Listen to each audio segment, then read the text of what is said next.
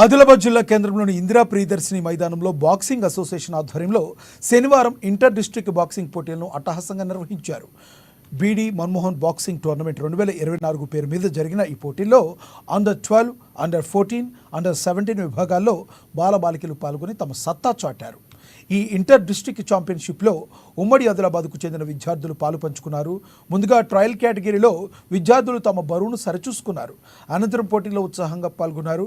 నిజామాబాద్ జిల్లా నుండి వచ్చిన బాక్సింగ్ కోచ్ సలావుద్దీన్ మాట్లాడుతూ బాక్సింగ్లో అత్యుత్తమ ప్రతిభ కనబర్చి రాష్ట్ర, జాతీయ, అంతర్జాతీయ స్థాయికి ఎదగాలని తెలిపారు.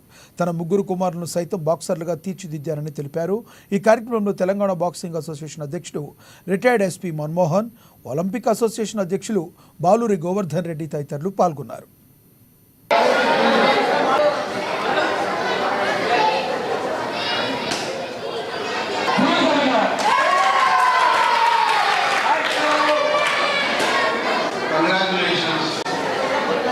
టోర్నమెంట్ ఇక్కడ జరుగుతుంది.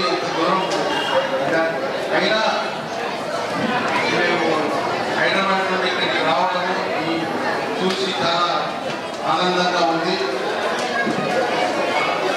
మేమందరము state boxing association, Telangana boxing association Shamshamuddin garu vice president, Balbahadur garu vice president, Krishna garu joint secretary, ring official commission secretary, అందరం రఘువీర్ గారు అందరం కలిసి అక్కడ నుండి ఇక్కడికి రావడం చాలా సంతోషంగా ఉంది.